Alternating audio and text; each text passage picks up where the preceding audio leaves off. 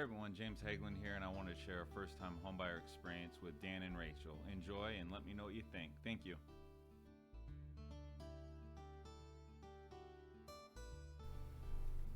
I would say being stressed out about the money situation, because we didn't have as much for a down payment as we would like, so trying to find a house that we could afford with the down payment and the monthly payment that we could afford at the same time in this area where it's high cost of living was pretty challenging. I guess the biggest challenge is just this almost secrecy of it all, even though it's not secret. You know, if it was for Rachel, I wouldn't know about first-time home buyers, kind of workshops and stuff like that. Luckily, I had you to answer some questions to like understand the market, like understanding the home buying process, and like understanding like how it works. You know, especially someone with like my background and stuff who didn't have resources to get that information until adulthood. So that's about it. Is just educating yourself.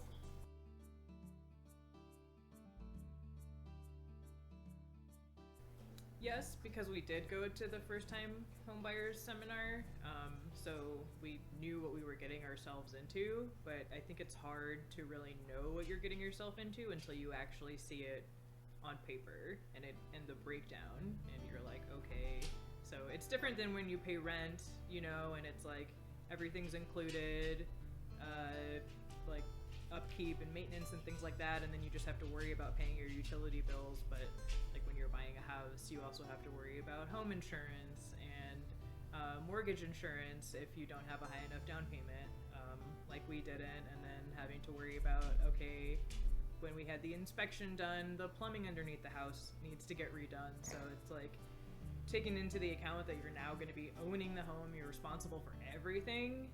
It's a little terrifying. So I, like, logically I felt prepared, but emotionally, I think, and mentally, not really. But financially prepared for this undertaking. Technically, yes. Of course, I always assumed I'd be paying for housing regardless. Yeah, I guess just coming up with the funds to close, and just kind of understanding where that money is going and how to handle that kind of amount of money. Yeah, so that was pretty much it. Having a plan would definitely help, especially if it's something more. I don't know. Just don't do what I did.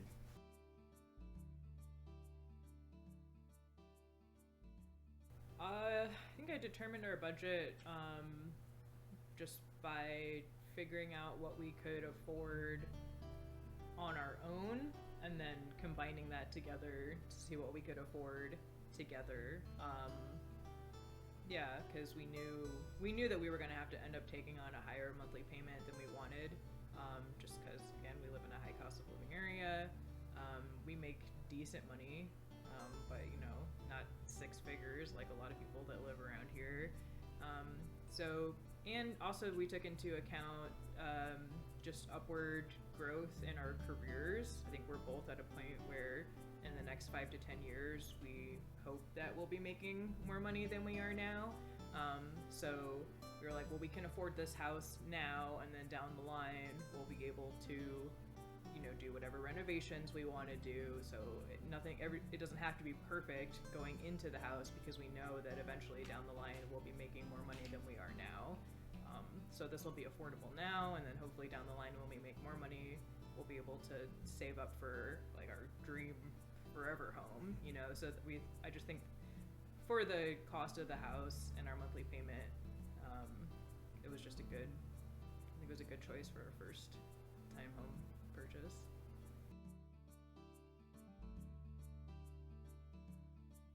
What is our max monthly payment that we could afford together? Like, we're not willing to go higher than this, even if we could afford it, because it means we'd be living off of eggs and ramen. Well, not eggs anymore, But we'd be living off of ramen and bread and dumpster diving for food because all our money would be going into our monthly payment, and we didn't want to do that. So we were like, what's the highest payment we can afford and still be able to afford to live the lifestyle that we want? And, and that's kind of how we budgeted, looking at house price, house costing and what kind of loan we wanted to take and everything like that. So I think we did that pretty much together. We sat down and figured out. Yeah, we sat down with this James Hagglund guy. We're like, hey, can we run some soft numbers real quick? Yeah, we were like, what can we afford to pay? And then are we going to be able to find a house in this area that will let us be able to do that, The pre-approval process was stressful because it was non-stop. We need this paperwork, we need this, we need your bank to give you this, and it's like trying to deal with all of that and work full-time, and look at houses and just general daily adult stuff. The pre-approval process was stressful. I think it was not as stressful for me as it was like just stressful for us together. And then I don't know if I'm explaining that right. Are you stressing for me? No, you seemed. What I mean is like you seemed more stressed out about it than I did, and that made me stressed out because don't listen to me. Because I didn't want you to be stressed out, and Right. so like I felt like I was able to take on more of the process because I was able to be less stressed out about it than you were. But then that also was stressful for me. But that's just part of being in a relationship. Sometimes you take the hit for your partner because you love them.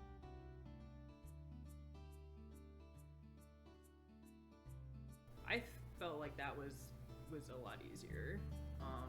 Everything just seemed a lot more clear of what was going on. And I feel like that was more like the fun part, like getting to do the inspection and finding out the appraisal, and then like actually knowing that you're in the home stretch to be buying the house. It's not fun waiting to get approved for a loan, but it's more fun like finding out stuff about your potential home. Yeah, when it like really starts to like manifest itself and become reality. But like comparing the final process to the pre-approval process, you always measure twice and cut once. Yeah, I think just because it was our first time buying a house, like we knew what was going to happen. Like I said, we went to the seminar, but then it actually happening in reality is you can't prepare yourself for things happening in real life. You can read and you can research and you can take notes and you can do all that stuff and you can be prepared, but you don't know what it's going to be like emotionally, mentally until you're actually going through it. I would say the next time we buy a house, I definitely won't be as stressed because I'll already know everything about the process, and it'll just be like, an extra thing going on in my life. And I think I ended up just stressing myself out, just not being plugged in like you are. Mm-hmm. So it was like, I had to go to these physical locations and, actually get, the information we needed.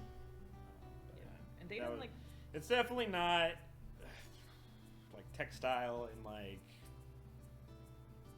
non-internet friendly, off-net friendly. Yeah. Like it's very download our portal. Did you get our email? Did you fax it over? And I'm like, all right, I'm gonna drive to the bank real quick.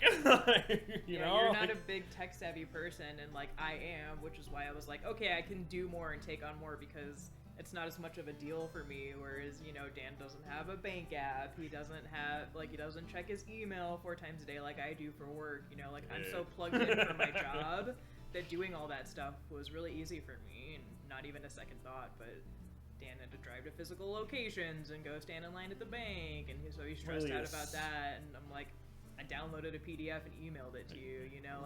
It was easy for me. Like I'm that really person. Boots on the ground. Yeah, I'm that Very salt of person, the and earth. Dan's not that person, and it's not a problem in our everyday life, but it turned out to be a problem for going through the loan process.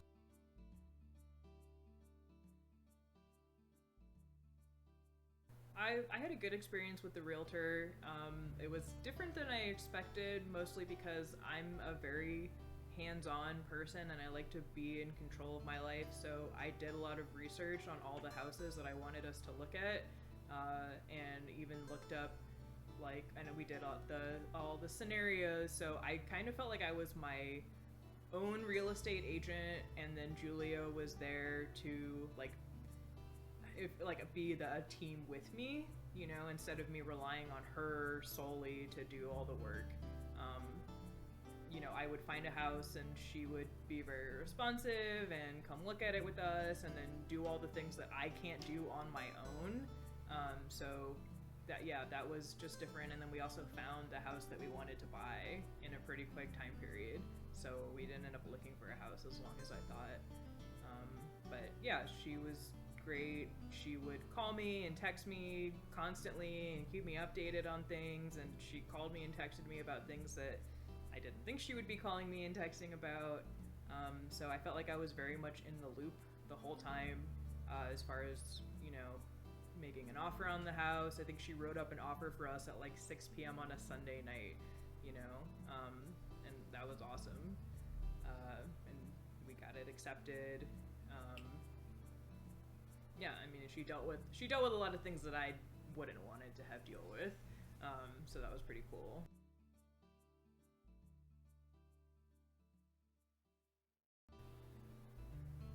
Well, I definitely wish I knew more about my 401k and taking it out, and not paying all that extra tax that I ended up paying.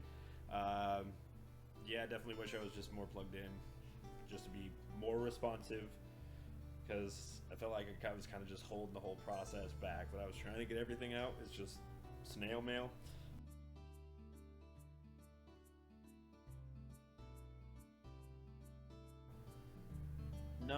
Knowing how well, nothing to really prepare you for like the idea about now it's absolutely, you're 100% responsible for this. You're responsible for everything inside of it, what it is, and even if you're in like a smaller HOA like we are, we're responsible for, you know, keeping the yard tight, which is fine. It's all stuff you're going to do anyways. Some advice to give a first-time home buyer is your ducks in order. Make sure you know where your money is going, and that's not talking about the bills and debts that you have, but like where you're nickel and diming yourself, is understanding how that budget is. It definitely kind of sped me into a way to budget off a percentage, to just help me be like, okay, here's my average income, or my base income for the month. That's 100%. Okay, so my car payment's taking 8% of it, and then it'll kind of help you how you should be living to set away if you're unfortunate. I wish I would have had a bigger down payment. Unfortunately, it just wasn't possible. And I wish that I would have taken the first-time homebuyers seminar a long time ago, so that I knew more about the home buying process, you know, before, even a few months before I went into it. And I wish that the home buying process had talked more about the loan process, because I felt like they just kind of glossed over it, and they were like, step 4, loan process, step 5, you're approved. And it's like, in between those steps, there's a lot of things that are going on, like have your bank statements ready, like have access to your 401k, like be prepared to provide documentation going back years, because you're going to get asked for it, and then you're going to have to go and search for it, you know. Be prepared to basically be on call for a month, and have to, you know, you can't ignore a call, you can't ignore a text, you can't ignore an email. Absolutely go to a first-time home buying seminar, even if the loan you're getting doesn't require it. Ask your friends and family about the process, and ask them what they think you need to be prepared for. I didn't really talk to anyone about it, and I feel like other people could have given me some advice that would have been useful. Don't be afraid to ask as many questions as you want. I did. Can't really think of anything else. I got another thing. Understanding like your credit score, credit, and the creditor like relationship. Like even not on the topic of like going to buy a home. Luckily, I had James Hagglund, you know, to kind of kind of, okay, you got $1,000, keep it 30%, pay it off each month, you know, and like, I'd never paid any mine to credit, had everything paid off on time, which I felt was the responsible thing to do. And then you'd come to find out bad credit, or no credit's worse than bad credit. Like, you know, you learn something new every day. I learned that when I was 26, like, you know, like, so just understanding that and understanding how you can use that as a platform to move yourself financially forward to, you know, building up a down payment, you know, taking that extra kind of cash with that and kind of work that into the, you know, percentage kind of budget.